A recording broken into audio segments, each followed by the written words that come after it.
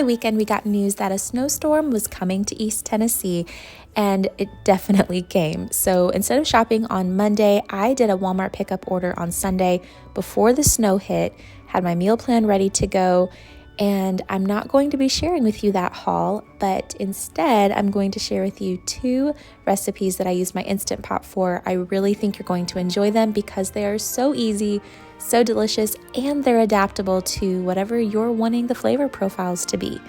So my kids had so much fun in the snow. Everybody in our family had a snow day, which is not very common for Dakota over at his office. I'm actually editing this video on a Wednesday, and it's our 3rd day with no work, and I don't think there's going to be school for the rest of the week. So the first recipe I'm going to share with you is a variation of red beans and rice. I like to cook that every few months. It's so easy. We always have good leftovers, which again are adaptable for different types of meals with those leftovers, and it freezes really great. So I am using a leftover ham bone from Christmas, and because of that, you actually don't have to use salt, but I am using 2 different kinds of dry beans. I am finishing off some pintos that I had in the pantry as well as some red beans, and they all go together really well. Now I am going to cover these beans with 32 ounces of chicken broth that I had on hand, and I'm going to finish off with just some regular water. That way we have plenty of liquid to soak up the beans and get them cooked, and then also have a really great broth later on.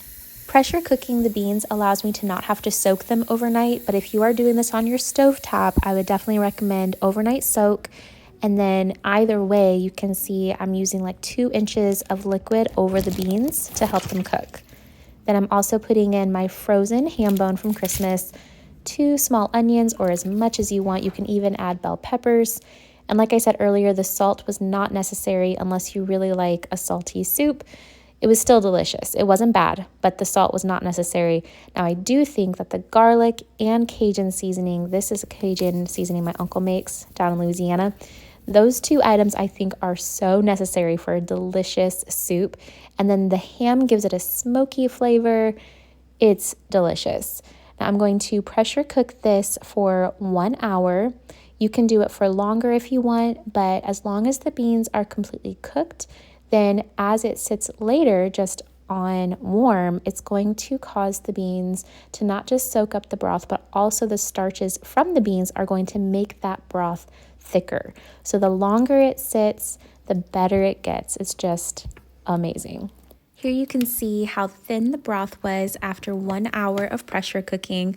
So I did stick the lid back on and have it go for another 30 minutes on pressure cook. Made sure that the broth tasted really good before, see if I needed to add any more flavor. And then after that was done pressure cooking, I kept it on the keep warm function. You could just let it simmer on your stovetop, really low heat, and all of that good ham is going to just fall off. And see how thick that broth gets as it sits on simmer or low heat. It will thicken up even more than that. So if you want it to be thicker, just keep it on that low heat. And if you want it to thin out more, you can always add some broth, serve it without so much broth over rice, have some cornbread with it. Either way, it's so good, and the smokiness from that ham really sets it off.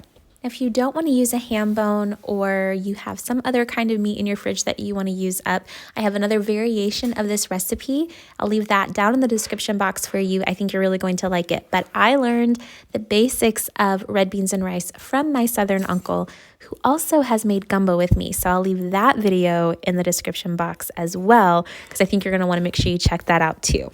It sure would be. And everybody has their own spin on it. Yes, like everybody has different fingerprints, you know, from house to house. You know, food would taste a little different as you moved through the neighborhood, because somebody might like garlic more than others, and somebody might like cayenne pepper more than others. And so, but this is kind of how it went where I was raised. The next soup that I am making in my Instant Pot, of course, can also be done on your stovetop or even in a slow cooker. I am just using some things that I have. This green enchilada sauce, but you could use red. I'm using some navy beans, some northern beans. I like to use the white beans, but you could make this with black beans if you want. And it doesn't have to be canned. My chicken is still somewhat frozen. I'm using chicken breast, and I'm also using this white chicken chili seasoning packet. But you can see here some of the ingredients that they put in it, and you can use spices from your own cabinet. There's been many times that I have just used taco seasoning from a box or bottle as well. I am using a 3-pound box of chicken broth. You can, of course, use your own homemade chicken broth if you want, and then you can add more water with the seasoning if it's not enough broth for you. Now for the liquid, like I said, I'm using green enchilada sauce, but red would be amazing.